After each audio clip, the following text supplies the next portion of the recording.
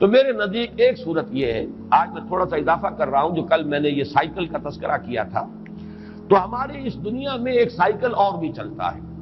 جن حضرات کو جغرافیہ جو پڑھا ہوگا کہیں 9ویں 10ویں میں، وہ کچھ یاد ہو تو وہ ذرا ذہن میں تازہ کریں۔ ہماری زمین جھکی ہوئی ہے 66 درجے کے زاویے پر، جس کا نتیجہ یہ نکلتا ہے کہ جب یہ سورج کے گرد خود چکر لگاتی ہوئی سورج کے گرد چکر لگا رہی ہے، یہ زمین، یہ فضا کی رقاصہ،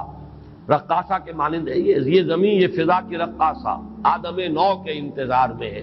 احمد ندیم قاسمی نے کبھی کوئی غزل کہی تھی، شعر بڑا پیارا ہے یہ زمین، یہ فضا کی رقاصہ آدم نو کے انتظار میں ہے، کوئی نیا آدم آئے۔ یہ آدم تو بڑا بوسیدہ ہو گیا، فرسودہ ہو گیا، بہت پستیوں میں گر گیا، اب تو کوئی اور آدم چاہیے جو ذرا بلند ہمت آدم ہو،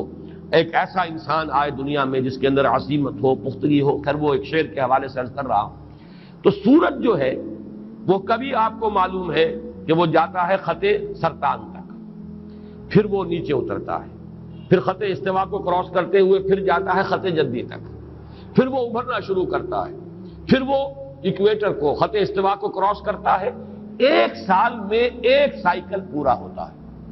گویا کہ ایک مرتبہ وہ شمال میں جاتا ہے خط استوا سے اور خط سرطان تک پہنچ گیا،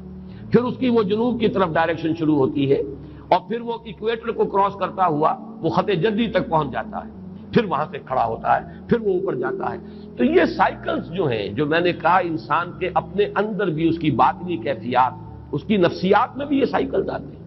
البتہ ڈگریز کا فرق ہے، جو کم حساس قسم کے لوگ ہیں، جو زیادہ جو صرف حیوانیت کی سطح پر زندگی بسر کر رہے ہیں، حیوانوں میں یہ نہیں ہوتا، لیکن یہ کہ انسانوں میں جو حیوانیت کے قریب ہوں گے بے حس قسم کے لوگ، ان میں یہ جو اپ اینڈ ڈاؤن ہے یہ بہت کم ہوگا، نہ ہونے کے برابر۔ جو زیادہ حساس ہے ان میں اس کا ایمپلیٹیوڈ جو ہے بڑھ جائے گا، اونچائی بھی اور نیچائی بھی، لیکن ایک حد تک رہے تو انسان نارمل ہے۔ اس کے لیے در حقیقت یہ تشبیہ ذہن میں آئی تھی کہ سورج اگر خط سرطان سے اوپر چلا جائے اور اگر وہاں سے بھی ورٹیکل جو شعاعیں ہیں وہ پڑنے لگے قطب شمالی کی طرف، تو سمجھ لیجئے کہ دنیا ختم ہو جائے گی۔ اتنا برف پگھلے گا کہ پورا گلوب جو ہے فلڈ ہو جائے گا، پانی سے فلڈڈ ہوگا پورا۔ اسی طریقے سے اگر نیچے اتر جائے خط جدی سے ہو تو وہی تباہی پھر آ جائے گی، اس لیے کہ وہ جو منجمد جو جنوبی ہے، بحر منجمد جنوبی، وہ اگر کہیں پگھل جائے تو پھر وہی صورت ہوگی کہ جو تو معلوم یہ ہوا کہ ایک حد تک یہ سورج کی جو سائیکل ہے، اگر یہ سرطان سے جدی تک رہے تب تو ہے عافیت اور خیریت۔ زمین پر جو یہ حیات دنیاوی ہے، حیات زمینی، اس کا سلسلہ قائم رہ سکتا ہے۔ یہ کہیں بڑھ جائے تو پھر ختم ہو جائے گا سارا۔ یہی معاملہ ہے کہ یہ اپ اینڈ ڈاؤن موومنٹ جو ہے انسان کی باطنی کیفیات کی، ایک حد تک رہے تو یہ انسان نارمل ہے، ایک حد سے بڑھ جائے تو اسی کو ہم کہتے ہیں کہ اب یہ توازن ذہنی قائم نہیں رہا۔